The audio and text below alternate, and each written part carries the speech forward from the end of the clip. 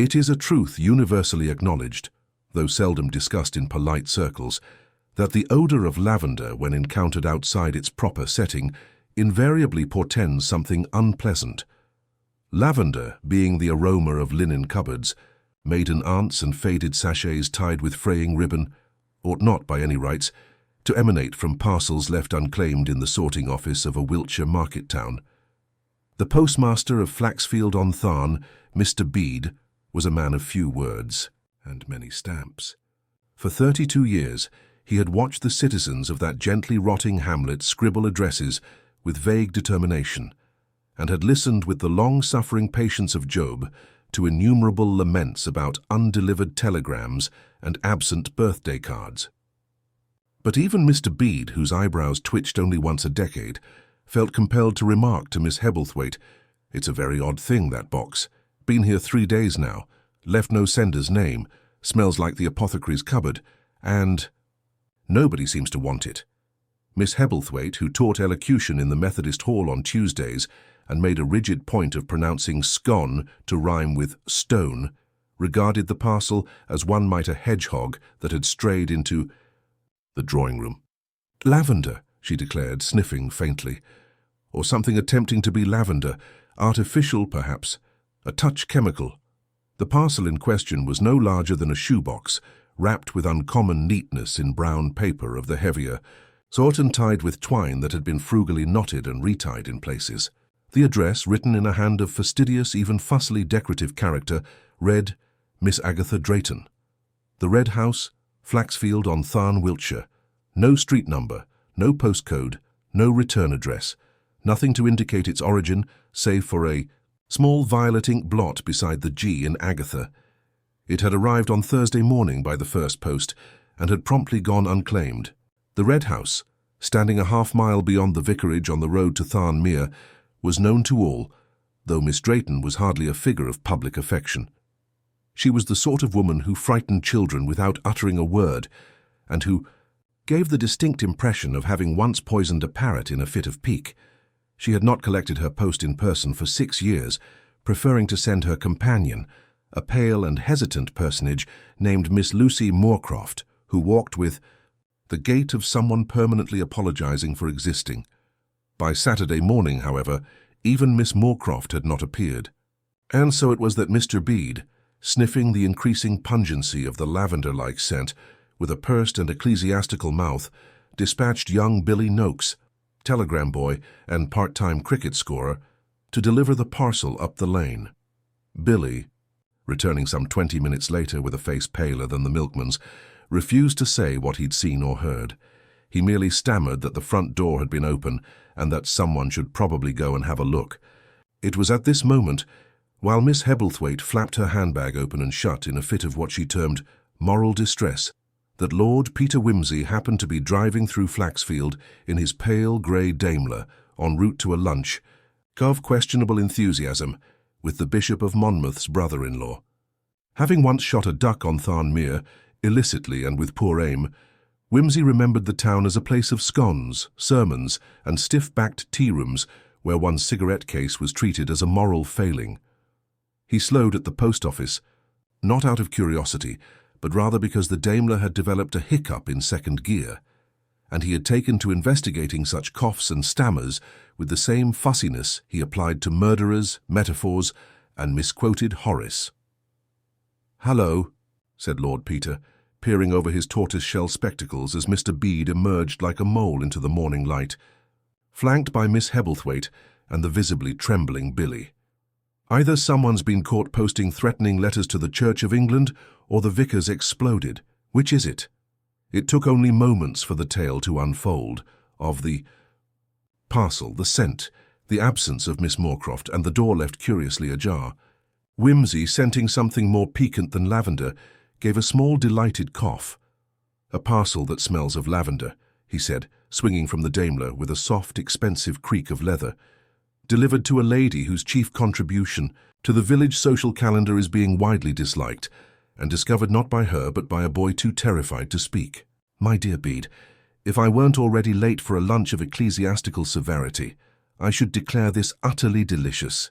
He turned to Billy. "Lead on, William Brave Hermes. Let us walk to the Red House and see what sinister sachets await. And so they went. Billy with dragging feet, Whimsy with a spring in his step and a cigarillo case tucked jauntily under his arm, up the lane toward the house that stood behind its row of overgrown hedgerows like a maiden aunt who had once been jilted by an under-butler and never quite recovered. By the time they reached the porch, Whimsy had already begun murmuring to himself about Miss Drayton's ancestry, with speculative references to the Plantagenets, the late arrival of primroses that year, and the curious psychological implications of lavender being used in anything other than linen closets. When he stepped through the door, it was with a single glance that he took in the slumped form on the drawing-room settee, the pale cushion beneath the grey head, soaked with something dark and spreading. "I say," said Whimsy with a faint whistle. "That's not lavender." Lord Peter Whimsy did not rush forward, nor did he startle like the others had. He stood just within the threshold of the drawing-room, allowing his gaze to travel slowly, lazily, it seemed, to the figure on the settee. Miss Agatha Drayton was a woman of certain angles, chin like a marble wedge, fingers clenched with the rigidity of an ancient statue, and hair pinned with martial exactness. Even in death, she appeared disapproving. The blood, coagulated now, had formed an almost civilized border along the cushion's edge, as if she had died with more dignity than most managed while living. Whimsy moved no further into the room. Instead, he stepped sideways, inspecting the carpet, then the pattern of the blood's drip. A pale rectangle of dust on a side table indicated where something, a book perhaps or a box, had recently been removed. He took out his monocle and placed it delicately in his eye, giving the scene a languid, almost ceremonial consideration. Billy remained rooted to the hallway rug, wringing his cap in agonized silence. Mr. Bede had paled and leaned against the umbrella stand. Miss Hebblethwaite let out a short gasp and murmured something about the wages of spiritual arrogance, which Whimsy either did not hear or chose to ignore. "Well," he said at last, in a tone one might use upon discovering the soup course had been served cold, "this does seem rather final, doesn't it?" He crouched, not beside the body but a good 2 feet away, peering at a pale smear on the parquet floor that stretched towards the hallway. A footprint, barely discernible in the dim light, marked in what he presumed was the same substance as that which decorated Miss Drayton's cushion. One could not quite call it a trail, but it was a beginning.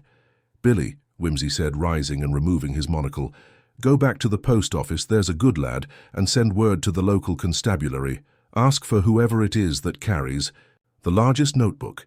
Then find Dr. Treadgold. He's still the town physician, I assume. If he hasn't taken to sea in a fishing boat or joined a cult, bring him here immediately." The boy bolted, his relief plain. Whimsy turned back to Mr. Bede, who had summoned enough composure to frown at the scene. "I had rather hoped," Whimsy continued, "that the parcel was merely misdirected, or at most contained some manner of ghastly preserves. Instead, we find a woman who by all accounts left no room for affection among her neighbours, dead under peculiarly ambiguous circumstances." Mr. Bede cleared his throat. "Do you mean to say, my lord, that she was murdered?" Whimsy gave him a look of courteous disbelief. "My dear Bede, women do not generally recline on their own drawing-room settees and bash in the backs of their own skulls while waiting for the tea-tray. Not unless they possess a flair for the improbable."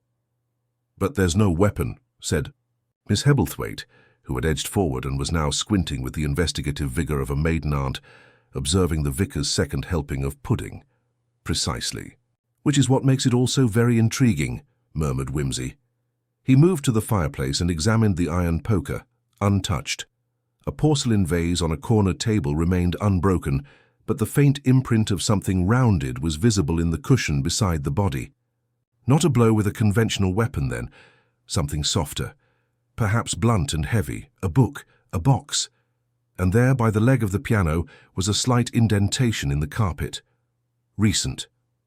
Whimsy leaned over and ran a finger along it. He straightened, sniffed faintly and walked out into the hallway.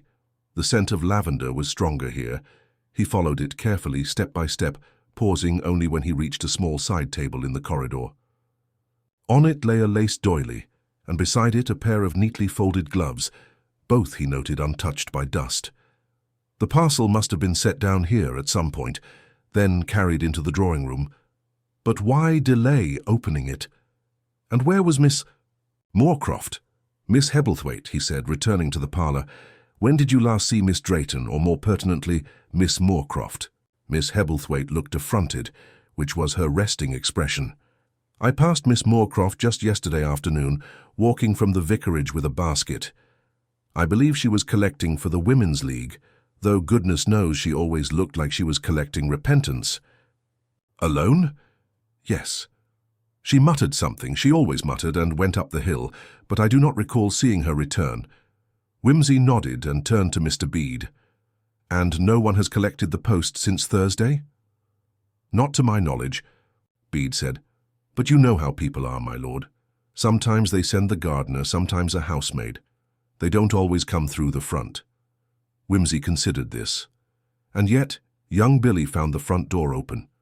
It's unusual, wouldn't you say, for a house with a reputation for bolts and bitter tempers? Before Bede could answer, there came the sound of approaching boots, slow, reluctant, and punctuated by a wheeze. Sergeant Cleeve of the Flaxfield Constabulary was a man shaped by his fondness for baked goods and a conviction that the best way to solve a crime was to wait for someone to confess out of guilt or poor judgment.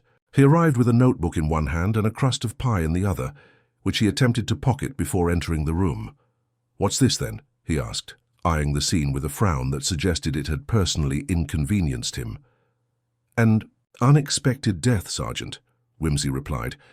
"Our dear Miss Drayton appears to have suffered a sudden and terminal meeting with an object not currently in evidence." Sergeant Cleeve sighed and nodded toward the body. "Heart, maybe? Or she slipped." "I'm afraid not," said Whimsy with polite firmness. "Too much blood for a fainting spell, and the angle of the blow suggests intent. I imagine Dr. Treadgold will confirm as much shortly." He gestured toward the hallway. "You'll find faint traces of something, likely blood, leading out of the room. And there's the scent. Lavender, distinctly. The parcel that arrived. For Miss Drayton earlier in the week is no longer here. I suspect it played some part." "Parcel," Cleeve's eyes narrowed. "Wasn't signed for. Left at the post office," Bede added. "Addressed to Miss Drayton. Been waiting since Thursday." "And no one's seen Miss Moorcroft?" "Not since Friday morning," said Miss Hebblethwaite, though with less certainty. The silence that followed was broken by a knock at the open door. Dr. Treadgold entered, his bag swinging at his side, eyes peering owlishly behind pince-nez. "Well, well," he murmured. "I see Agatha's finally taken something lying down." He approached the body with professional calm, and after several minutes of examination pronounced, "Blunt force. Trauma to the back of the skull. Likely an object with a flat, heavy base. No signs of defensive wounds. She never saw it coming. Time of death, I'd say, roughly 24 to 36 hours ago, possibly late Thursday night or early Friday." Whimsy's eyes lit with mild amusement. "So, she died before the parcel was to be delivered, or perhaps just after it arrived, but before it could be opened. In any case, it wasn't collected." Treadgold sniffed. "Can't think what would have killed her otherwise. Never one to suffer indigestion, though her opinions could have choked a horse." Cleeve made a note reluctantly. "We'll start with the staff. Gardener, housekeeper, anyone else?" "Only Miss Moorcroft," Bede said. "Yes, Whimsy," added thoughtfully, "and yet she has vanished. Not altogether the behavior of one receiving an unexpected gift." He turned thoughtfully back to the drawing room. "Find the parcel," he murmured, "and you'll find your motive." The lavender scent still lingered, faint, floral, and falsely soothing. Whimsy remained in the hallway after the others, had trailed behind Sergeant Cleeve to scrounge up house staff, if any could be found, and to begin the ignoble task of hunting for the elusive lavender parcel. He stared down the narrow corridor where the scent still whispered faintly, as though retreating from the commotion, like a bashful ghost. Somewhere, quite recently, something had been moved, a presence disturbed, and then hastily concealed. The air did not hold the scent of decay, but of deliberate cleansing. Lavender, after all, was as much disinfectant as perfume. He retraced his steps to the front door, then, without much ceremony, stepped outside into the wan garden path. The hedgerows, clipped to an almost military symmetry, failed to soften the iron gate's severe silhouette. From here, one could see the slope of the moorlands just beyond the village edge. A blackbird launched from the yew, shrieking. The gate squealed slightly as Whimsy opened it. Just as he began to step through, a voice called from behind. "My lord?" He turned to find young Billy again, panting from exertion and trying to look as if he had not just run all the way back from the post office with his shoelace untied and his cap on backwards. "Sir," Billy said, breathless, "Miss Moorcroft, well, there's been a sighting." Whimsy arched an eyebrow, pausing to fish out a cigarette. "She was seen up near Lickley Cross," Billy continued. "Old Mrs. Dell said she came to the door Friday evening just before dusk, asked for directions to the bus stop, looked pale, she said, and kept wringing her hands like she was talking to herself." Whimsy lit the cigarette and drew deeply. "And was there a parcel involved in this ghostly visitation?" "Couldn't say, sir. Mrs. Dell's eyesight's not what it was. She said she might have been carrying a hat box or a bundle." "I see." Whimsy flicked a speck of ash. "Well, let's hope the good lady isn't mistaking her own reflection for a distressed visitor. Still, it bears pursuit. Does the bus at Lickley Cross run to Market Dean?" Billy nodded. "Aye, and on Fridays it goes straight through to Sheringham." "Excellent. And what lies in Sheringham, I wonder? That would require a nursemaid in flight and a parcel to be mislaid." He turned back to the house. "Come, Billy. Let us examine the remains of Miss Drayton's domestic empire." They made their way, through the side entrance this time, less heavily trodden and curiously ajar. Whimsy paused just inside. A muddy smudge sullied the brass footplate, barely noticeable unless one was, as he was, peculiarly attuned to misplaced detail. He crouched and touched it with his gloved finger, noting the tread, small, narrow, a woman's perhaps, and pointing inwards. Inside, the kitchen was a monument to sterile propriety. Polished copper pans gleamed on their hooks, and the smell of starch clung to the air like an accusation. A cooling slab of marble stood bare, but for a rust-brown ring near the edge, like the ghost of a jam jar or bottle recently removed. Whimsy circled the room, ignoring drawers and cupboards for the moment, and came at last to a narrow broom cupboard with a dent in the lower panel. He bent, touched the mark. A trunk, perhaps, or a box, carried hastily. Set down without ceremony.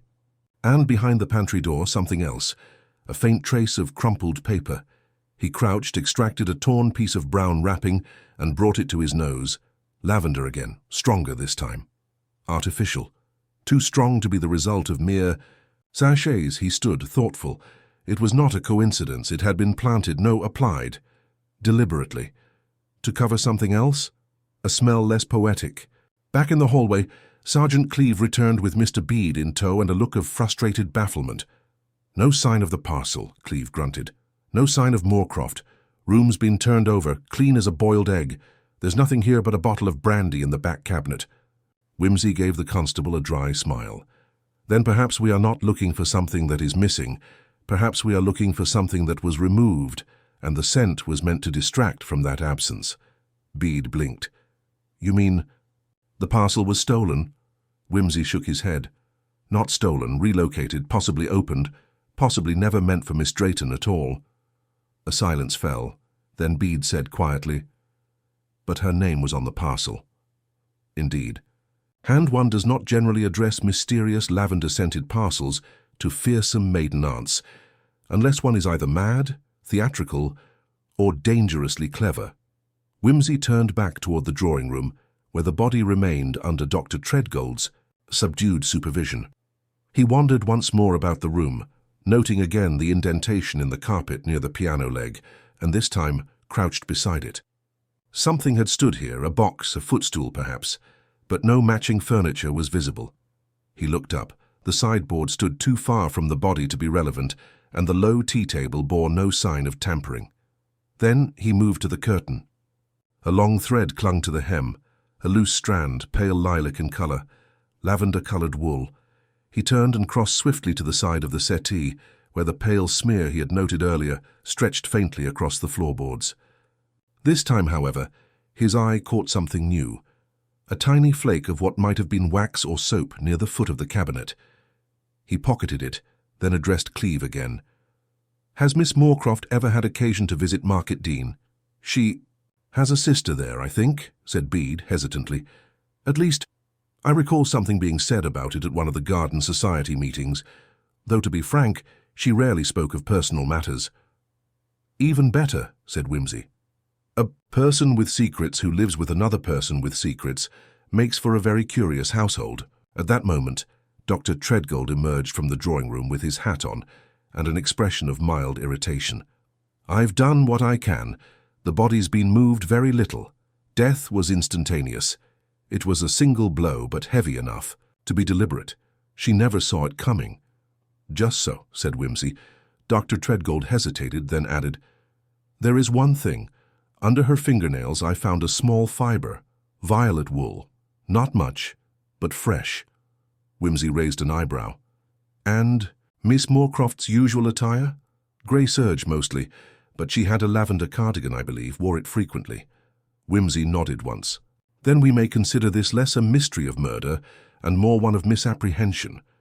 It would appear that someone here was meant to receive a message, and someone else, by accident or by design, received it instead. He turned back toward the hallway, where the fading scent of lavender still lingered like a farewell. The question is, he said softly, who sent it?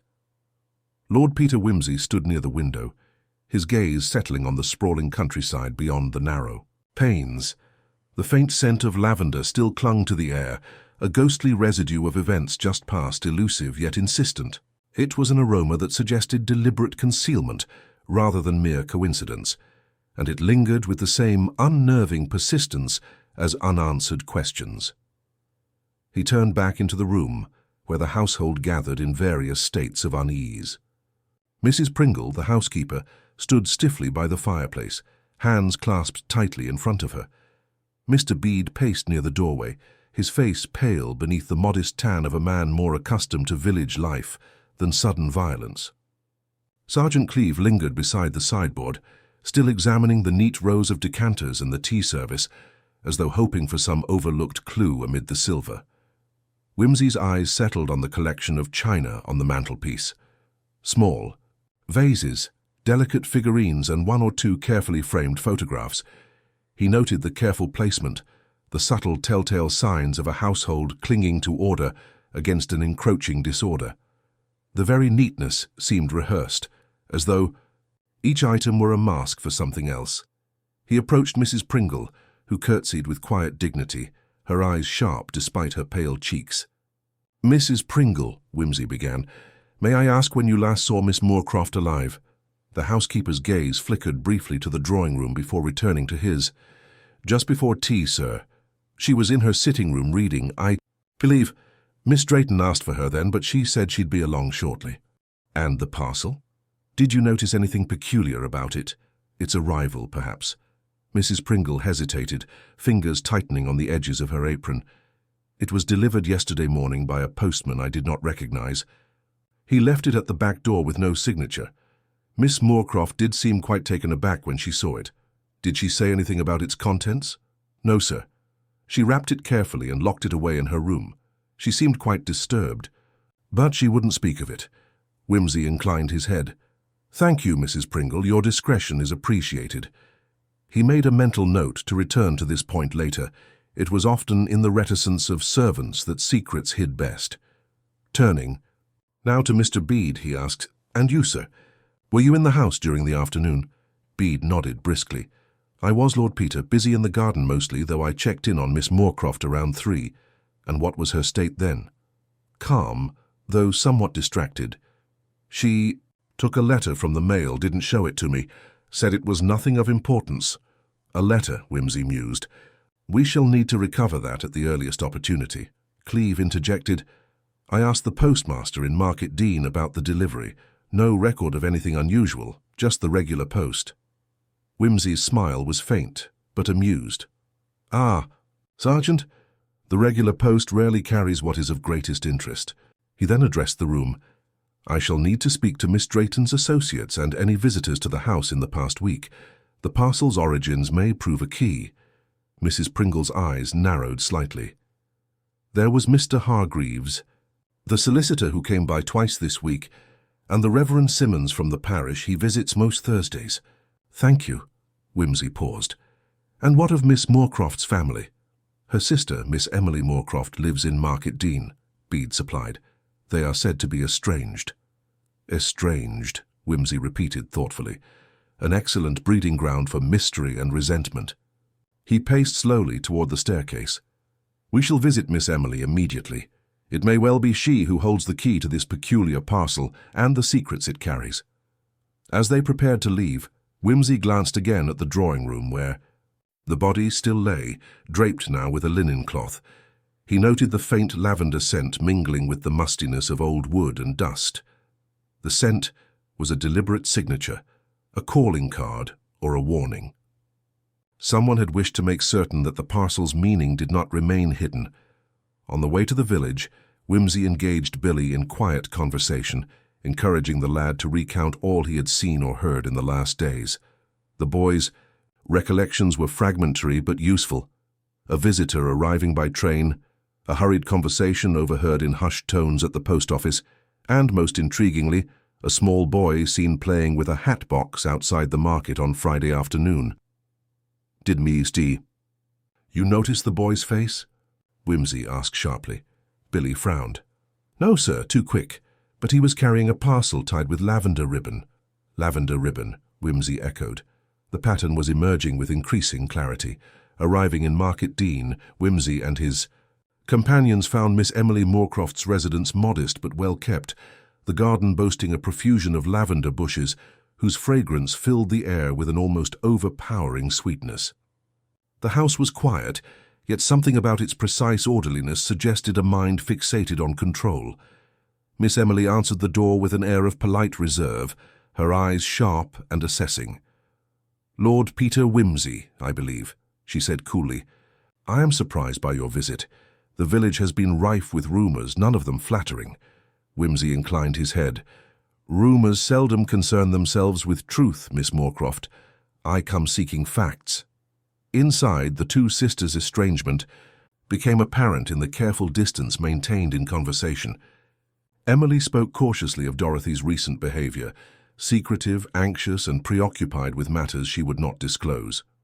"She received a parcel," Emily admitted, "from an unknown sender, lavender-scented, wrapped in brown paper with no address but her name. She refused to open it." "Curious," Whimsy said. "Did she say why?" Emily shook her head. "Only that some things were better left unopened, that it was a message from the past." "A message from the past?" Whimsy's interest sharpened. "You mean to imply this parcel relates to some family history?" Emily nodded reluctantly. "Our father, before he died, left debts, unpaid and unspoken. Dorothy feared that some old grievance was being stirred again. She was afraid for her reputation, and perhaps for her life." Whimsy's gaze narrowed. "And what of these debts?" "Old loans, business failures, and a scandal no one in the family wants to revisit."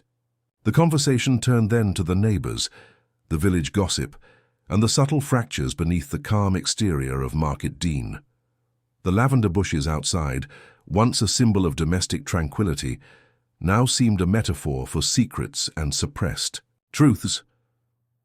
Whimsy left Emily's home with a growing conviction that the lavender parcel was a warning, a reminder of debts unpaid and sins concealed. But for whom was the warning intended, and who had acted to make certain it was delivered with such deadly consequence? The day waned as Whimsy returned to Market Dean, the weight of unanswered questions pressing upon him. The parcel, the estranged sister, the mysterious boy with the lavender ribbon, all were threads in a tangled skein that awaited careful unraveling. At dusk, back at the vicarage, Whimsy sat with Dr. Treadgold and Sergeant Cleeve, reviewing the known facts. The doctor provided the time of death, the nature of the blow, and the absence of defensive wounds. "The victim was taken entirely by surprise," he said, "but I detect a peculiar precision in the strike, as though it was delivered by someone accustomed to exact control." "A professional," Whimsy murmured. "Or a lover of order, perhaps." Cleeve frowned. "But what of motive? Jealousy, revenge, financial gain?" Whimsy tapped the ash from his cigarette. "None of those quite fits the pattern so far. The lavender, the parcel, the careful concealment. These are symbols. We are dealing with a message, not merely a murder. He leaned forward. We must speak again with the household servants, the postman, and anyone who might have seen or handled that parcel. And we must locate that hat box carried by the boy at the market. Somewhere within these details lies the truth. As night descended, Whimsy felt the subtle shift in atmosphere, the calm before a storm of revelations. The ghosts of past debts and broken loyalties hovered still, whispering in scents and silences. Tomorrow, he knew, would bring answers, or at least the next puzzle piece. The dawn crept hesitantly over Market Daney, casting long shadows across the dew-slicked cobblestones and flickering through the stained glass of the parish church's narrow windows. Lord Peter Wimsey found himself awake long before the household stirred, contemplating the curious details of the case with that leisurely yet unyielding thoroughness which so often distinguished his method. The scent of lavender, that odd and persistent marker, lingered still in his memory, a fragrant puzzle piece he was determined to place firmly within the mosaic of events. He began the day by revisiting the parcel itself, now sealed in a cloth sack within the vicarage's locked cabinet. With gloved hands, he carefully unwrapped the brown paper, revealing the box beneath, small, rectangular, and wrapped with the unmistakable lavender ribbon that had so captivated Billy's attention the previous day. The box was surprisingly light, and as he lifted the lid, a faint wave of dried lavender mixed with a faint mustiness drifted upward, suggesting it had been packed with care some time ago.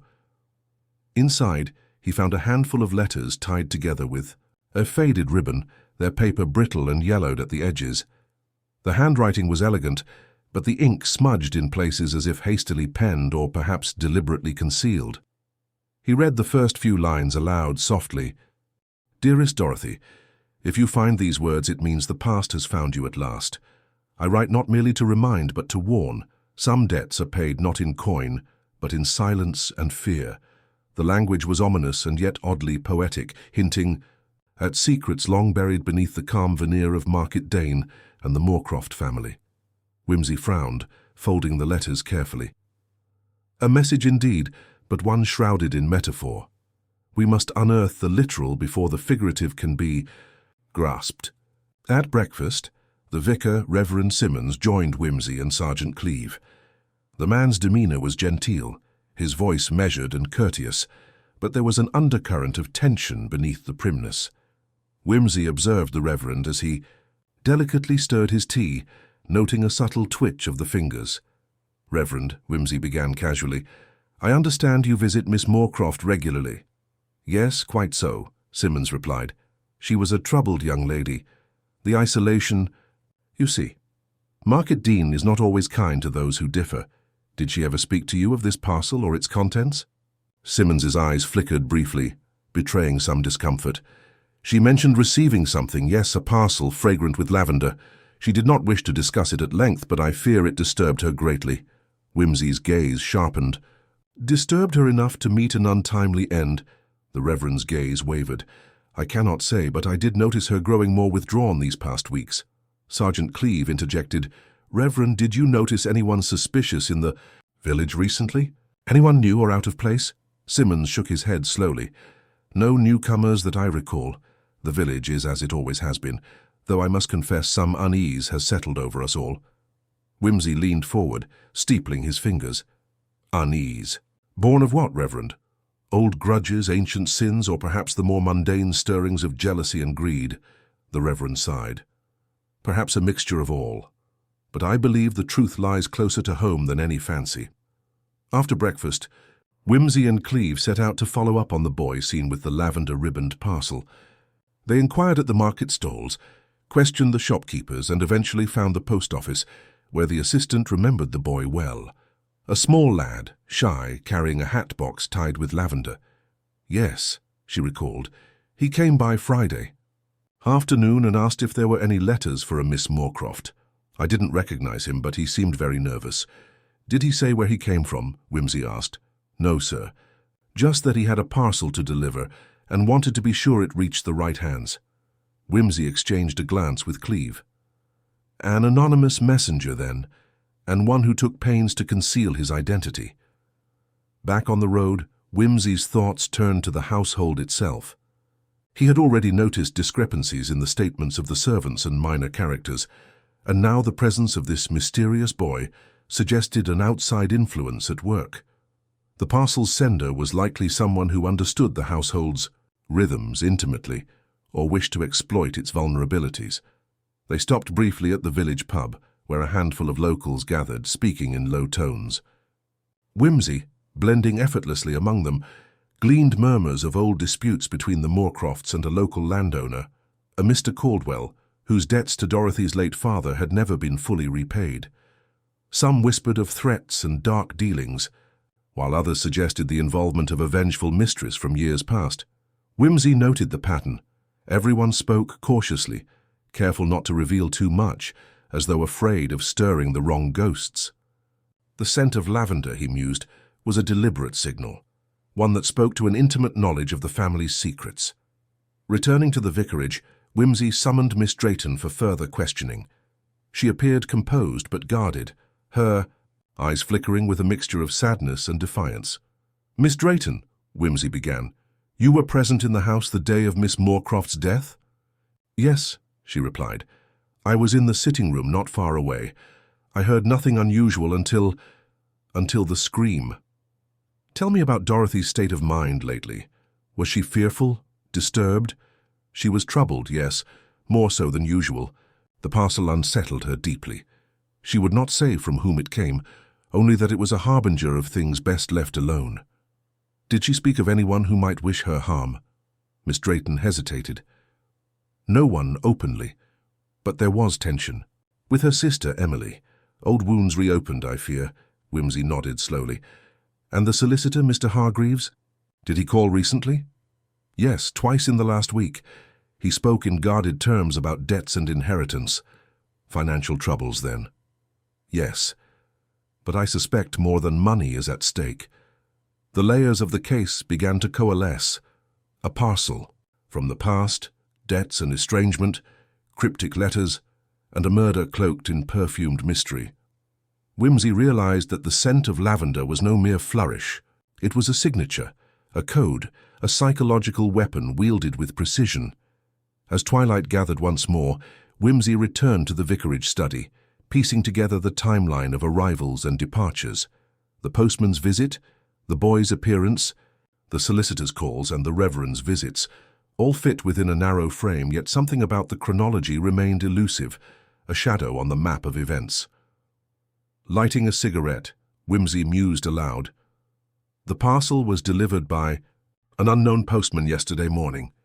Yet the boy carried a parcel with lavender ribbon at the market on Friday afternoon. Are these two the same? Or is the parcel a red herring designed to mislead? Sergeant Cleeve frowned. If the parcel was delivered yesterday, but the boy was seen 2 days earlier, someone has orchestrated a complex diversion. Indeed. Whimsy exhaled a plume of smoke, eyes gleaming with renewed interest. And it is this very complexity that will unravel the entire web. As night deepened, the house fell silent, but for the ticking of clocks, each slightly misaligned, each marking time with a subtle irregularity that Whimsy had already begun to suspect was not accidental. The quiet ticking was a metronome to a story far from finished, and the detective's mind raced toward the next move, the next revelation, where logic would once again slice through the fog of intrigue and deception. Lord Peter Whimsy's morning began with an unhurried stroll through the village lanes, the crisp air sharp with the scent of damp earth and faint traces of lingering lavender. His mind, as ever, was a whir of puzzles and permutations, each clue from the previous day settling into place, or stubbornly resisting, in the intricate pattern that was the Moorcroft enigma.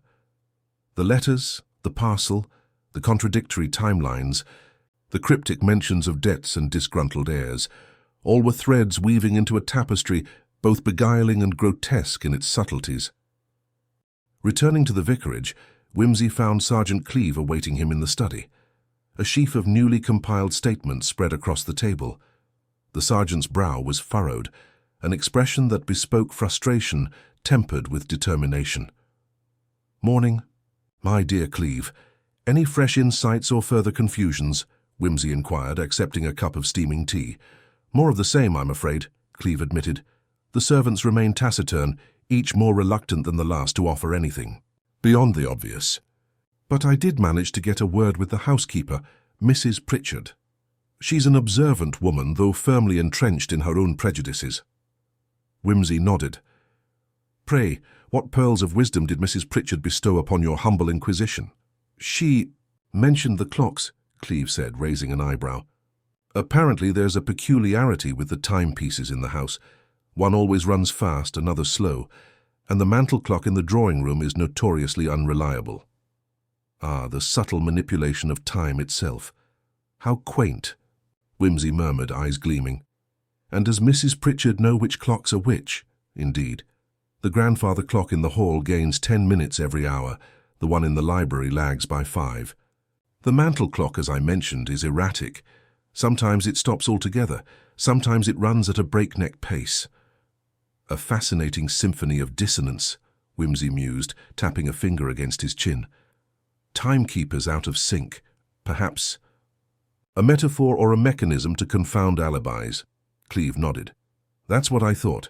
If one wishes to fabricate an alibi or obscure the timing of a crime, misaligned clocks would be a convenient tool. Most convenient indeed, Whimsy agreed. We must examine these timepieces post-haste. Also, consider the implications for the household's routine. If the servants rely upon these clocks, their schedules might be manipulated unknowingly. Cleve made a note, and Whimsy rose to fetch his coat. Let us visit Mrs. Pritchard. Then, I should like to see this orchestration of temporal chaos with my own eyes. The housekeeper received them with a curt nod, her steely gaze assessing the detective as if weighing his mettle. The grand clocks, tall and solemn, stood as silent sentinels in the dimly lit hallway, and the oak-panelled library beyond. Whimsy approached the grandfather clock first, noting the gleaming brass pendulum swinging with a steady, hypnotic rhythm. Mrs. Pritchard, you say this clock runs fast by 10 minutes each hour? Indeed, Lord Peter. It's been that way for years, but it seems to upset the other clocks, or perhaps it's they that trouble it, she said, a trace of dry humour in her tone. Whimsy crouched to inspect the clock face, noting the position of the hands and the delicate markings. A subtle but deliberate adjustment, no doubt. And the library clock? That one's slower, sir, 10 minutes behind by evening. It's an old family heirloom, but it doesn't keep proper time. A delightful contradiction, Whimsy remarked. And the mantel clock? That one's a mischief maker, running sometimes, stopping at others. It's as though it's alive, but it's just temperamental. Whimsy smiled thinly. I dare say it has a role to play beyond mere timekeeping. He straightened, casting a glance toward the faint lavender scent still faintly discernible in the air. It appears time itself is a player in this drama, Mrs. Pritchard. The housekeeper inclined her head. It's an old house, sir, full of tricks. After a moment, Whimsy turned to Cleve. We must chart the times on these clocks against the statements of all present on the day of Miss Moorcroft's death. If the clocks misled the household, so too might they mislead the investigation. They departed the vicarage with their new puzzle in tow, the detective's mind already weaving the implications. Back at the village, Whimsy arranged to inspect the post office's records, hoping to pin down precisely when the lavender-scented parcel had arrived and to identify any peculiarities in delivery or dispatch. The postmistress, a plump woman with an inquisitive brow, produced the register promptly. We keep careful track here, Mr. Whimsy. The parcel addressed to Miss Moorcroft came in Friday afternoon, entered at 3:45 precisely. The boy who delivered it left soon after, but there was no name given. Curious. And was there any other? Parcel or letter for her in the days before or after? No, sir, nothing else came for her that week. Whimsy's lips pursed. And the boy, did you notice anything particular about him? His manner, perhaps, or any distinguishing features? Postmistress shook her head. He was nervous, said little, and paid in coin rather than stamps. The lavender ribbon on the box was what caught my attention. And the scent. It is uncommon for parcels. Aye, that's right. Some say lavender wards off evil spirits. Superstition, Whimsy muttered, but with a gleam of appreciation for the quaint notion. The detective's thoughts returned to the letters in the parcel, warnings and veiled threats penned in elegant hand. It seems the parcel was designed not merely to deliver correspondence, but to unsettle and perhaps provoke. Cleve frowned. But from whom? None of the servants or family claim knowledge. Precisely. Which leads us to the old grudges and debts whispered in the village. Whimsy stood pacing slowly. We must reconsider Mr. Caldwell, the local landowner with ties to the Moorcrofts. His name arises often but is never examined closely. A man owed money, possibly nursing resentment, yet he lacks an alibi for Friday afternoon. And the solicitor Hargreaves? Cleve asked. He was seen calling twice that week. Whimsy smiled faintly. The serpent in the garden. He wields influence and information, a potentially dangerous combination. We must speak with him again more directly. By mid-afternoon, Whimsy arranged a meeting at the solicitor's office, a small but well-appointed room in the village centre. Mr. Hargreaves was a man of impeccable manners and measured speech, though Whimsy detected an edge of unease beneath his polished exterior. "Mr. Hargreaves," Whimsy began, "your recent visits to Miss Moorcroft raise questions. What precisely were the nature of your communications?" "Financial matters, Lord Peter. Miss Moorcroft's late father left debts unpaid. I was arranging payment schedules and discussing inheritance clauses." "Did these debts cause discord within the family?" "More than discord. Strife. The Moorcrofts were divided on how to handle the estate. Dorothy was particularly anxious, fearing the loss of family property. And the parcel with the lavender ribbon?" Hargreaves's eyes flickered. "I was unaware of any such parcel." Whimsy's voice took on a sharper tone. "The parcel contained letters hinting at past grievances and warnings. Might you suspect someone is seeking to unsettle the household for personal gain?" The solicitor hesitated. "I cannot say, but in matters of inheritance emotions run high. Old wounds may reopen to dangerous effect." Whimsy rose. "Indeed. I trust you will inform me promptly if any new developments arise." As they left, Cleve remarked, "The solicitor seems well practiced in evasion." Whimsy nodded. "A professional trained to speak without revealing. Yet his discomfort betrays him. The tangled web tightens." Later that evening, Whimsy reviewed the timelines, cross-referencing the erratic clock times with the accounts gathered. It became clear that the household had been deliberately disoriented, servants' testimonies unknowingly skewed by the clock's inconsistencies. The parcel's arrival, the post office entries, the solicitor's calls and Caldwell's elusive whereabouts began to form an uneasy circle. The detective's thoughts drifted to the psychological aspect. The lavender, the cryptic letters, the subtle manipulations of time, all suggested an offender who wielded fear as deftly as a dagger, not merely a murderer, but a puppeteer of emotions. Whimsy lit his pipe, gazing out the window toward the darkening moors. The night air carried with it an eerie calm, a promise of revelations yet to come. Somewhere in Market Dean the truth awaited, buried beneath the veneer of civility, masked by fractured time and scented shadows, and Whimsy, as always, was ready to unmask it. The following morning, the weather had turned sharply, with a biting wind that swept across Market Dean's narrow streets, bending the bare branches of elms and oaks. Lord Peter Whimsy, having spent a restless night examining his notes, was keen to press further into the tangled web of inconsistencies and half-truths. The subtle disruptions of time, the enigmatic parcel, and the shadowy figures lurking just beyond the polite facades all demanded attention. His first call was to the vicarage once more, where he wished to revisit the scene of the crime with a more critical eye, now armed with fresh insights. The household, as always, presented a carefully maintained veneer of normalcy. Servants moved quietly, eyes lowered or briskly diverted. The lingering scent of lavender now seemed almost oppressive, as if it had seeped into the very walls. Whimsy observed the drawing-room, now roped off but still echoing with the silence of absence. His gaze lingered on the mantel clock, its brass surface dulled but unmistakably significant. He turned to Sergeant Cleve, who stood beside him, notebook in hand. "I cannot help but wonder if this clock, so capricious in its gait, might have been more than a mere piece of unreliable machinery. Might it have been an instrument, a deliberate contrivance designed to mislead?" Do you mean it was tampered with? Cleve asked, eyebrows raised. Precisely.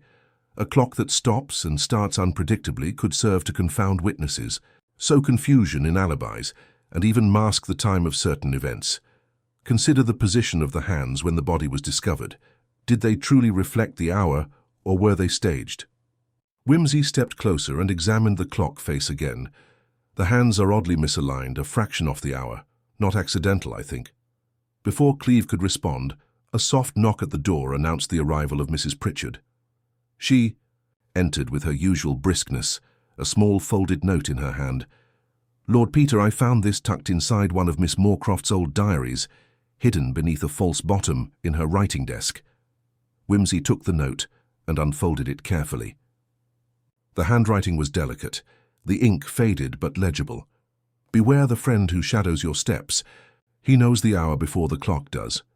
Trust not the hands that fail to move. A flicker of ironic amusement crossed Whimsy's face. Cryptic, indeed. Our victim had a sense of foreboding and a flair for dramatic warnings. The friend she refers to, could it be someone close? Someone with intimate knowledge of the household and its secrets? Cleve considered. Miss Moorcroft's relationships were complicated. There was Mr. Caldwell, as you noted. No small amount of resentment there. And the solicitor Hargreaves, who manages debts and inheritance with the precision of a surgeon. Let us not discount the servants, Whimsy added. Often the keenest observers, they also carry their own motives and grievances, hidden beneath layers of loyalty and silence. With that, he requested to speak once more with the household staff. He began with the maid, a young woman named Elsie, whose initial reticence had yielded little. Today, Whimsy was prepared with a new line of inquiry. Elsie, he began gently, you mentioned yesterday that you heard the clock chime unexpectedly on the evening of Miss Moorcroft's death. Can you recall exactly when this occurred? Elsie frowned, searching her memory. It was late, sir. I'd just come back from the kitchen, somewhere around 8, I think. But the chimes didn't sound right. They were out of rhythm, like someone had struck the wrong hour. Aha, Whimsy said. And the mantel clock, no doubt? Yes, sir, it was behaving oddly for days before. Did you see anyone near the drawing room at that time? No, sir. The house was quiet. Whimsy's mind worked swiftly. If the clock chimed falsely, it could have been a signal or a deliberate distraction. He pressed further. And the parcel with the lavender ribbon, did Miss Moorcroft mention it to anyone? Elsie's cheeks flushed. Not that I know, sir, but the scent was strong. I remember because it was unusual. Indeed. Whimsy made a note. Tell me, do any of the servants keep to strict schedules or exhibit unusual habits? Elsie hesitated. Mr. Pearson, the butler, is very particular. He insists on punctuality and has a habit of checking the clocks frequently. Curious, Whimsy mused. Mr. Pearson might well be the keeper of time in this household. They next spoke with Mr. Pearson himself, a tall, austere man with a visage as immovable as a stone effigy. His manner was precise, almost cold. Mr. Pearson, do you recall the state of the clocks on Friday afternoon and evening? Indeed, Lord Peter. The grandfather clock was consistently fast, but I adjusted the mantel clock to strike the correct hour each day at 8, precisely. Then the mantel clock's erratic chimes, what of those? I did not note any irregularities on Friday. The clock is temperamental, but I ensure its proper functioning. Whimsy studied him closely. You adjust the clocks daily, yet allow one to run fast and another slow. For what purpose? Pearson's eyes narrowed. The household prefers the grandfather clock's fast time to keep servants alert, while the library clock's delay is of no consequence. A curious system favoring confusion, Whimsy remarked dryly. Pearson stiffened but said nothing. The detective's suspicions deepened. If Pearson controlled the clocks, he wielded subtle influence over perception of time and events. Could he manipulate this to cover a misdeed? Later that day, Whimsy visited the post office once again, seeking more about the mysterious boy who had delivered the parcel. The postmistress recalled that the boy wore a dark coat, spoke little, and left in a hurry. She had asked a few neighbors, but no one recognized the description. Whimsy felt the puzzle constricting like a tightening noose. The parcel was a linchpin, yet the sender remained elusive. The lavender scent was a deliberate signature, a call to fear or familiarity. Returning to the solicitor's office, Whimsy posed a direct question. "Mr. Hargreaves, are you acquainted with any young men fitting this description?" "A messenger perhaps employed to deliver sensitive packages." The solicitor's smile was thin, forced. "I have no knowledge of any such person, Lord Peter. Yet you manage Miss Moorcroft's financial affairs, yes? Might you have reason to keep such a delivery discreet?" "Lord Peter, I can assure you I conduct my affairs with transparency." "Transparency can be as deceptive as shadow," Whimsy replied softly. By evening, the detective convened with Sergeant Cleeve to review the accumulating details. The clocks, the parcel, the elusive messenger, the strained relations, all formed a mosaic of half-truths and obfuscation. Whimsy's thoughts turned now to the psychological contours underlying the crime, the manipulation of perception, the calculated use of time to disorient and deceive. The parcel, the lavender, the cryptic notes, all designed to provoke a reaction, to unsettle Miss Moorcroft to the point of vulnerability, Whimsy observed. "And the clocks?" Cleeve asked. "A carefully orchestrated symphony to confuse and mislead witnesses and alibis alike. Someone with control over time, or at least its appearance, has wielded this power with intent. Who, though? That is the question, Sergeant, but every manipulation leaves a trace, however faint. We shall find it." The night deepened and the village of Market Dean lay cloaked in mist and shadow. Yet beneath the stillness, beneath the veneer of quiet civility, secrets whispered and stirred. And Lord Peter Whimsy, ever the connoisseur of puzzles, was ready to listen. The morning light crept through the lace curtains of the drawing-room, casting delicate shadows on the polished oak floor where the echoes of the previous day's revelations lingered like a half-remembered dream. Lord Peter Whimsy sat by the window, his fingers lightly tapping a rhythm upon his knee, eyes distant but focused, a man whose mind was as much a labyrinth as the village itself. Across from him, Sergeant Cleeve leaned in, the faintest trace of anticipation flickering in his normally stolid expression. "We have the clocks, the parcel, the note," Whimsy mused aloud, "yet the ghost of the messenger remains spectral. He is the thread we have yet to grasp firmly." "Indeed," Cleeve replied. "I've asked around again. No one saw the boy in the village beyond the post office, and the descriptions don't match any local lads." Whimsy smiled thinly. "A ghost in time, then, precisely what we would expect in a murder so carefully choreographed.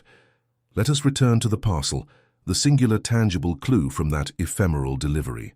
It is curious, is it not, that a message so fragile should be wrapped in such a deliberate and evocative fragrance? The lavender," Cleeve said. "It lingers like a signature." "Yes," Whimsy agreed. "Lavender is not chosen at random. It signifies calm, an attempt to soothe or mislead the senses. Yet here it smells more of warning than comfort." With renewed resolve, Whimsy requested to see the parcel again. The ribbon, delicate and faded, was examined under a magnifying glass, revealing faint impressions as if pressed with care yet hurriedly tied. He noted the subtle fraying of the edges, signs of recent handling, but not the reckless sort one might expect if the sender wished to remain anonymous. Who had access to such ribbons? Whimsy pondered aloud. This shade was favored by the late Miss Moorcroft herself, if I recall correctly. Yes, Cleeve nodded. The housekeeper mentioned she kept a small stash of ribbons for her personal correspondence. Exactly.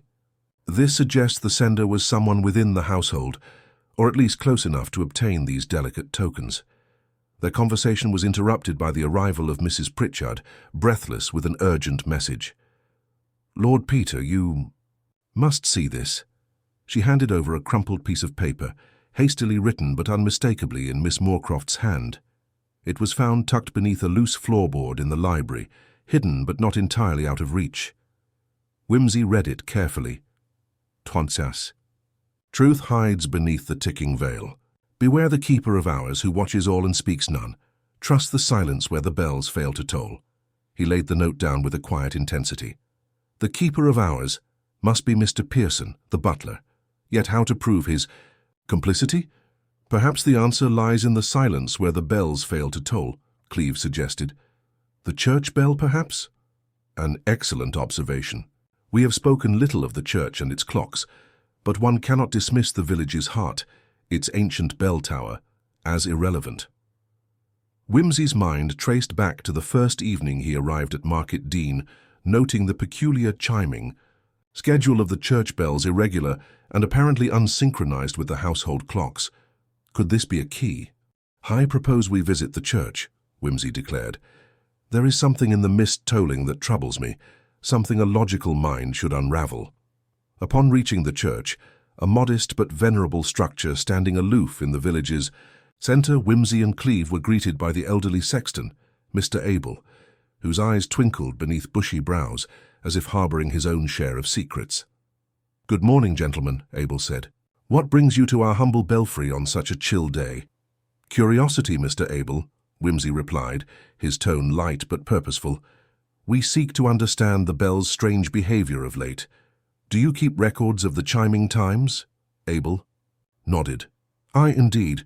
The bells have been acting queer for some weeks now. Sometimes they strike an hour early, sometimes they fall silent altogether. I've taken to noting these occurrences in my ledger."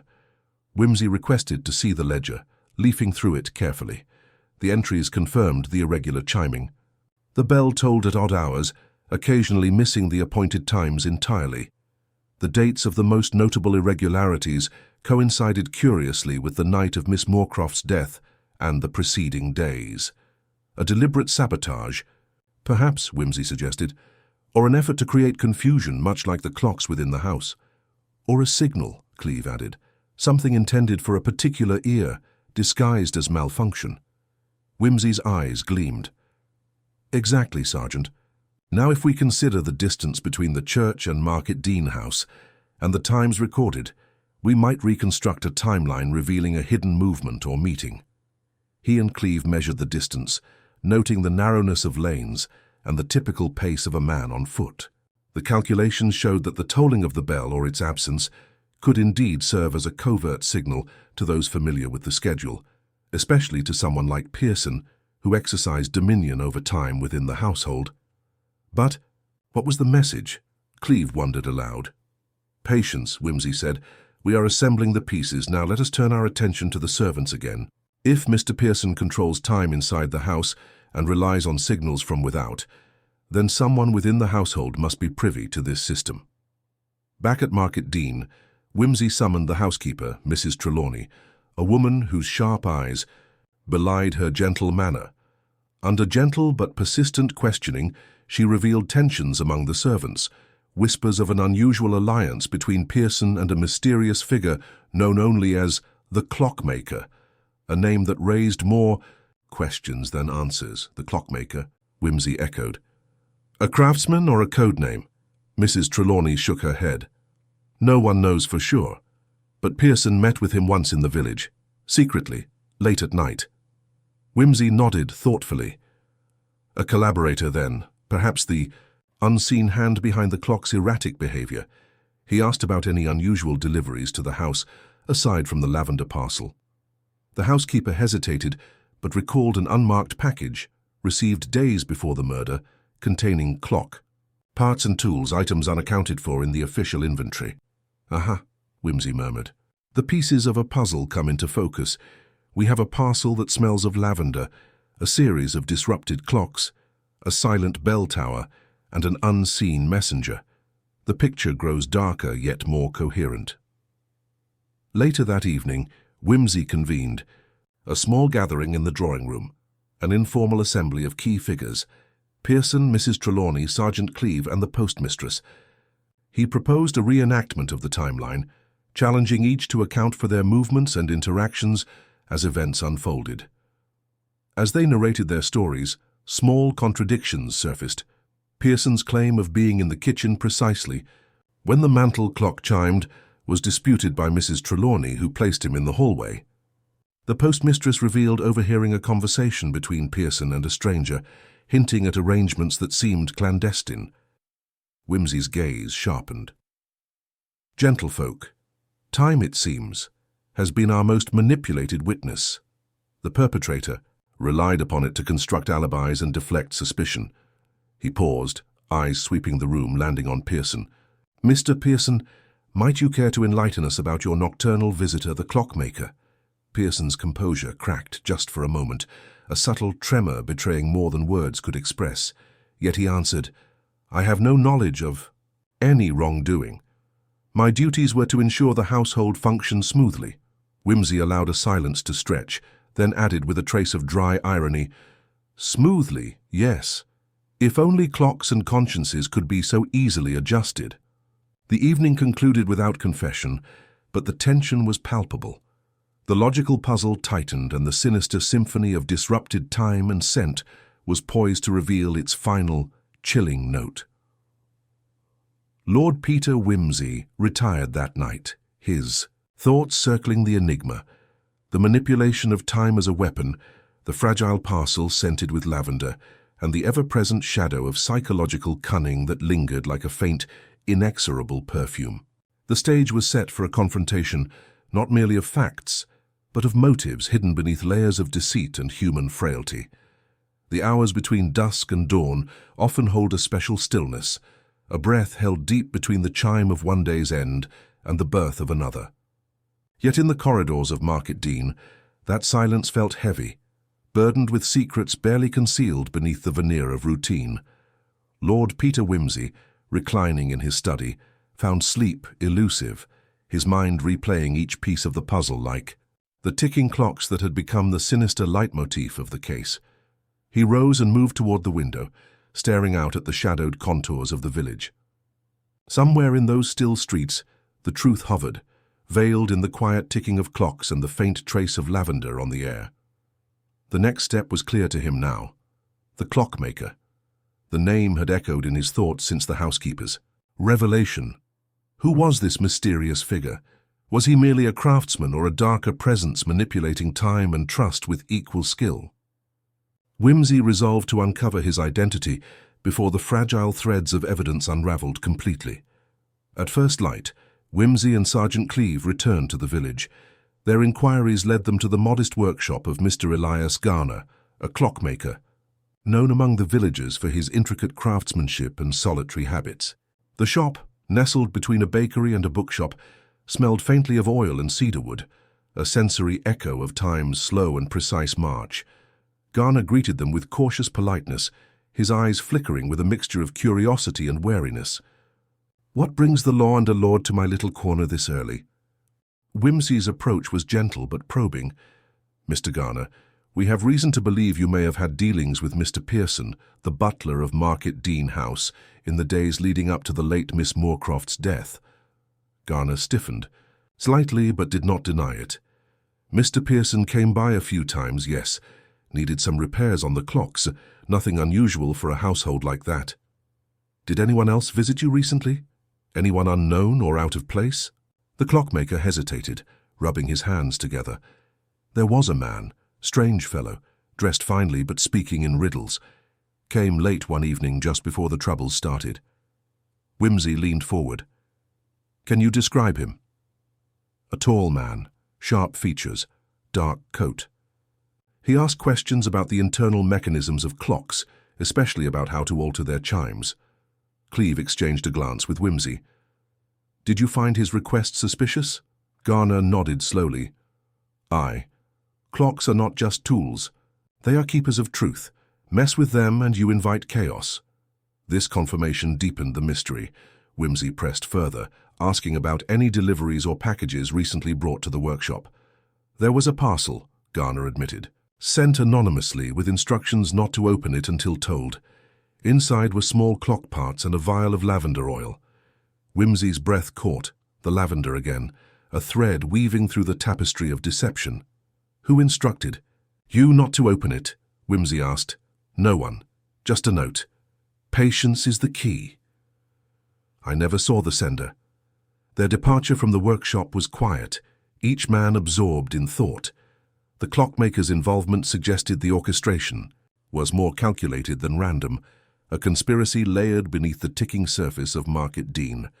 Back at the manor, Whimsy considered the connection between the mysterious visitor to Garner's shop and the figures at Market Dean House. A pattern emerged, manipulation of timepieces to create false alibis, the scented parcel as a coded message, and a shadowy figure orchestrating these moves from the periphery. He turned his attention to the village's postmistress, Mrs. Fairchild, a woman whose position granted her unique insight into the comings and goings of the village's inhabitants. Under careful questioning, she revealed that a stranger matching the clockmaker's visitor's description had sent several letters to Market Dean House in the weeks before the murder, all unsigned and delivered with unusual care. Did anyone at the house seem nervous when these letters arrived? Wimsey asked. Mrs. Fairchild nodded. Mr. Pearson was always the one to receive them, and he was discreet, but there was tension. He'd read the letters in private, then locked them away. This discovery prompted Wimsey to request access to the butler's quarters. With Sergeant Cleeve and a constable in tow, he searched Pearson's room and found a small locked box beneath the floorboards.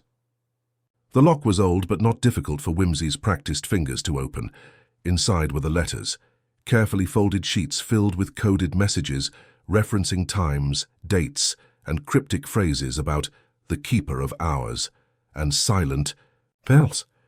Wimsey's mind raced as he pieced together the implications. The clockmaker and Pearson were communicating in a secret language, manipulating time not just as a tool, but as a weapon in a deadly game. The next breakthrough came from an unlikely source, the village blacksmith, a man known for his keen observation. He recounted seeing the butler leave Market Dean late one night, carrying a parcel wrapped in lavender-scented cloth. That's the parcel, Wimsey murmured. They're the same scent as the one sent to Miss Moorcroft. The timeline crystallized. Pearson, under the clockmaker's influence, tampered with the clocks to fabricate an alibi, delivered the scented parcel as a message, and orchestrated events, leading to Miss Moorcroft's death. But the question remained, what was the motive? Wimsey gathered the household again, weaving the strands of evidence into a tapestry that revealed the truth. The clockmaker was a false name, a guise used by a cunning mastermind who sought control over the household's fortunes through manipulation and fear. The motive was revealed in the final confrontation, a bitter dispute over inheritance, a desperate bid to secure power by silencing a woman who threatened to expose long-buried secrets. Pearson's silence shattered under the weight of evidence and Wimsey's relentless logic. He confessed to aiding the true murderer, his loyalty bought by fear and greed. As dawn broke over Market Dean, the village awoke to the quiet resolution of a deadly riddle. The clocks would tick again in harmony, the lavender scent fading into memory, and justice restored through the patient unraveling of time's intricate mysteries. Lord Peter Wimsey, watching the sunrise from his window, allowed himself a rare smile. The game had been played, the pieces set in place, and the truth, as always, had found its hour. The morning sun slanted through the mullioned windows of Market Dean House, casting long, pale beams upon the polished floorboards, where the faintest trace of lavender still lingered, an almost ghostly perfume that refused to dissipate entirely, as if the house itself remembered the turmoil of the past days. Lord Peter Wimsey stood by the hearth, his gaze distant but alert, as Sergeant Cleeve and the local constable busied themselves with the practicalities that now seemed mundane after the night's revelations. Yet Peter, for all his elegant detachment, was far from satisfied. The case had unfolded with the precision of a finely tuned clockwork mechanism, each cog turning inexorably toward its appointed hour, but the final pieces, the psychological nuances and subtle motives, demanded his full attention. There was, he sensed, a final ripple beneath the surface, a last shadow lurking behind the confession that Pearson had so readily offered. He walked deliberately to the window and peered down at the village street, where a few early risers went about their business, unaware that the air they breathed carried the weight of a secret unveiled. The clockmaker, or rather the man behind that guise, had been unmasked through Pearson's confession. Yet Peter's mind ticked over the finer details, the parcel scented with lavender, the oddly coded letters, the precise tampering with clocks. These were not mere instruments of concealment, but symbols carefully chosen by a mind both meticulous and theatrical. Cleeve approached, a ledger of notes in hand. My lord, the postmistress confirmed that the letters were indeed delivered over several weeks, always to Pearson, and always from the same anonymous sender, but none of the villagers recognized the handwriting, and the parcels had no identifiable postmarks. Whimsy nodded thoughtfully. Anonymity maintained by design. Whoever sent those missives wished to remain a phantom, a whisper behind the scenes. His eyes narrowed, as if peering into a murky fog. But what was their endgame beyond manipulation? Pearson's complicity is but one thread. At that moment, the housekeeper, Mrs. Fairclough, entered hesitantly, clutching a small bundle of papers. "Beg pardon, my lord, but I found these among Miss Moorcroft's things in her private sitting-room. They seem to be drafts, letters never sent." Peter took the bundle, carefully unfolding the neat, precise handwriting. They were letters, addressed to a distant law firm in London, referencing wills, trusts, and a contested inheritance. One line, underlined emphatically, caught his eye. "If my father's estate is not settled according to my rightful claim, I shall be forced to take measures beyond the pale." A chill settled in the room. The tone was resolute, almost desperate, suggesting a woman cornered not only by financial disputes, but by an invisible threat far more insidious. "Miss Moorcroft feared for her future," Whimsy murmured, "and more importantly, for the future of Market Dean itself." The lavender-scented parcel was no mere trifle. It was a calling card, a message that her tormentor wielded control with both menace and style. Cleve, frowning, glanced up. So this was more than a crime of passion or simple greed. Precisely. It was a psychological siege, a campaign to unsettle and dominate. Peter paced slowly, the puzzle pieces clicking into place with measured certainty. Consider the clocks again. Their manipulation was not merely to create alibis, but to impose a sense of temporal dislocation on the household. Time, after all, is a comforting constant. Disturb that, and one's very perception becomes unreliable. Mrs. Fairclough nodded in understanding. "I always thought the clock seemed odd, never quite in sync, chiming at strange intervals." "And the lavender," Whimsy continued, "a scent traditionally used to calm, to soothe. Yet here it was employed perversely, as a taunt, a signature of control." He paused, eyes gleaming with quiet amusement. "It reminds me of the old Roman poet Propertius, who once said, 'Fugit hora, tacitisque fere omnia votis.' Time flees, and all things bear silent witness to our prayers. But here, time was held hostage by a will both cruel and cunning. The butler, Pearson, having been summoned to hear this discourse, sat pale and taut, eyes darting with a mixture of fear and defiance. When Peter finally addressed him, it was with that characteristic blend of polite steel and theatrical flair. "Mr. Pearson, you have confessed to aiding the clockmaker in his schemes, yet you remain silent on the identity of your employer." Pearson swallowed, voice shaking. I was frightened, my lord. The man was ruthless. But it was Miss Moorcroft's cousin, Mr. Ambrose Kendall. He stood to lose everything if the will was settled in her favor." The name sparked recognition. Kendall, a reclusive and austere figure, had been a shadowy presence at Market Dean, more observer than participant, yet his gaze was keen and his ambitions undeniable. "Ah," Whimsy said softly, "a man who fashions his own time and fate, much like the clocks he manipulates." The day progressed as Peter and Cleve sought out Kendall, finding him at his family estate on the village outskirts.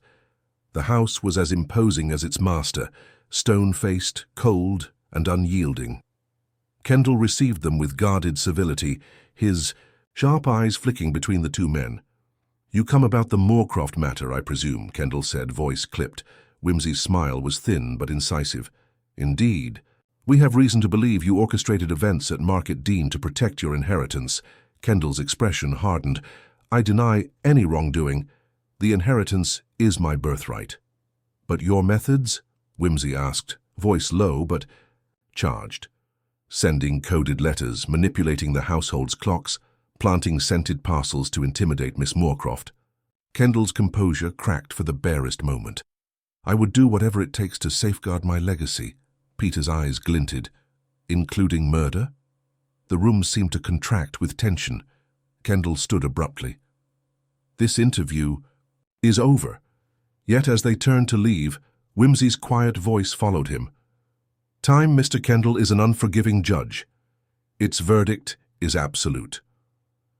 Back in Market Dean's study, as evening gathered, Peter pondered the unfolding layers of motive and method, the intricate orchestration of psychological manipulation, the calculated tampering with timepieces, the scent that haunted the air like a spectre, all pointed to a man who sought dominion through fear.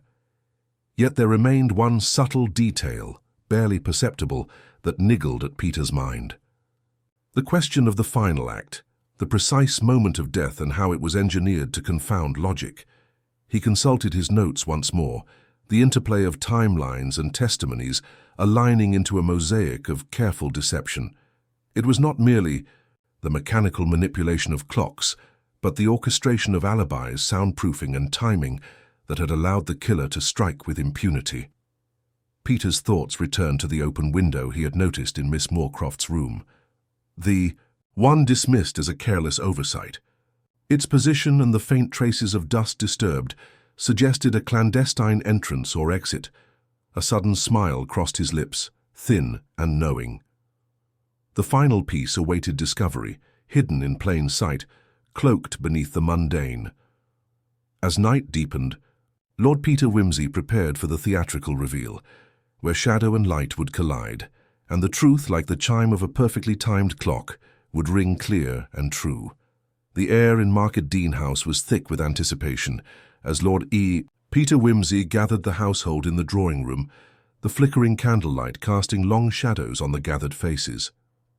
The long investigation was about to reach its climax, and every eye watched the detective with a mixture of hope and apprehension. Peter began with his characteristic calm, recounting the sequence of events with deliberate precision. He spoke of the anonymous letters, the lavender-scented parcels, and the manipulation of the clocks that had so confounded the household. Each detail he laid out was a piece of a complex puzzle, meticulously fitted together by his keen mind. Turning to Pearson, the butler whose uneasy demeanor had drawn suspicion, Peter addressed the room. Mr. Pearson confessed to assisting the clockmaker under duress, yet he did not act alone nor on whim. There was a mastermind orchestrating the chaos. His gaze shifted to Ambrose Kendall, who sat rigidly, pale but defiant. The key to the mystery lies not just in the mechanics of time but in its perception. The clocks were deliberately tampered with to create false alibis, but more importantly, to mask the true method and timing of the murder. Peter paused, letting the weight of his words settle. He then revealed the overlooked detail. The open window in Miss Moorcroft's sitting room. It was not a careless mistake, but a crucial element of the murderer's plan. The murderer needed to enter and exit unseen, creating an illusion that no one could have been in the room at the time of death. The window was the secret passage. All eyes turned to Kendall, whose composure faltered for the first time.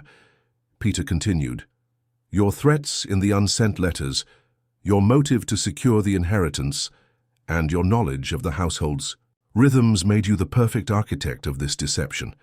You sent the coded letters, you orchestrated the parcel deliveries, and you used the lavender scent as a psychological weapon." Kendall's voice was low and bitter. "I did what was necessary." She threatened to ruin everything. "But murder is never necessary," Peter said gently. "Your intricate plans could not erase the truth that Miss Moorcroft was a woman determined to protect her rights, and you underestimated her courage and the persistence of those who sought justice." As Kendall was led away by the constables, the household breathed a collective sigh of relief. The shadows that had haunted Market Dean House lifted, replaced by the steady certainty of truth revealed. Peter turned to Cleve and Mrs. Fairclough with a faint smile. Time, after all, does not merely mark the passage of moments, it exposes them when observed with care. And with that, the mystery was closed, the final piece in place, the silent witness of the clocks now speaking clearly in the light of justice.